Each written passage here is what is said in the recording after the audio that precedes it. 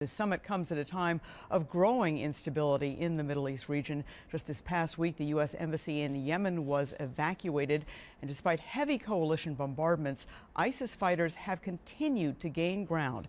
This week, the president asked Congress to provide him with war powers, a proposal that drew criticism from many Republicans as being too limited and from some Democrats as not providing a definitive endpoint.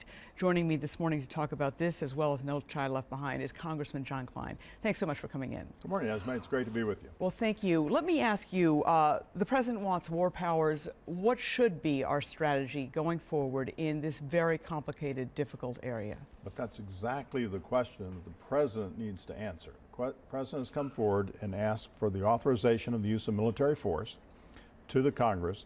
Many of us believe that he is asking us to shackle him in his decisions. I think that's a wrong thing to do. The president needs to come forward with a clear policy, strategy to implement that policy, and then ask for the authorization to use military force necessary to get that done. We're going to be debating it. You pointed out very clearly there are Republicans and Democrats who are not happy with his request. We're happy that he asked. We think that's an important thing, but the proposal he sent forward is not making very many people happy.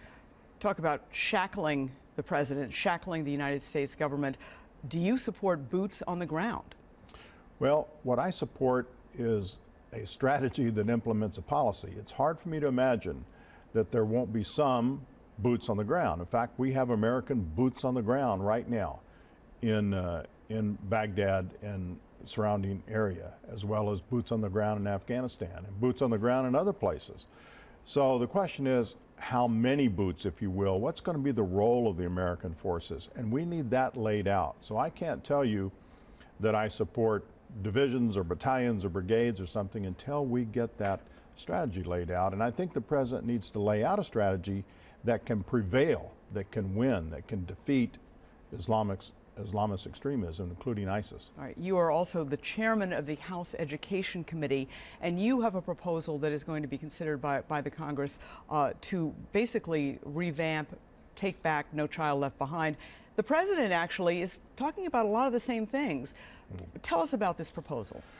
So No Child Left Behind is long overdue for replacing. I've heard from superintendents and principals and teachers and parents for years that we need to get rid of this law, that it is the largest intrusion of the federal government in K-12 education we've ever seen, and it's not working.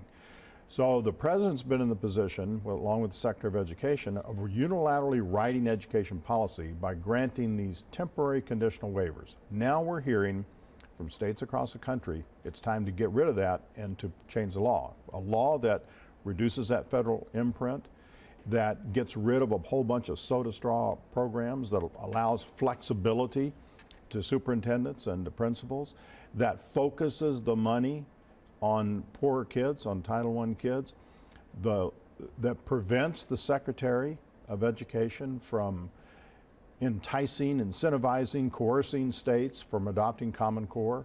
So there are a lot of good things in this law, and there is a lot of support to change the law. So I'm hopeful that we can move this process forward in the House, and that the Senate, for a change, is going to move legislation as well. And quickly, we talked before the show about the conditions of schools on Indian reservations in this state and other states. You're in a position to do something about it. You've seen these schools. I've seen them. Deplorable conditions, really. Deplorable is the right word, inexcusable. I just wrote a letter to the director of the Bureau of Indian Education. When I get that answer back, then we're going to have a public hearing to try to unravel this maze. You've got different departments, you've got different houses in Congress, you've got a lot of people involved in a bureaucratic morass, and the people paying the price are these Native American kids, these Indian kids who are not getting the education that they deserve, and they're getting educated in sometimes awful facilities. We need to fix that. All right. Congressman John Kline, always a pleasure. Thank you so much for coming in. Pleasure to be here.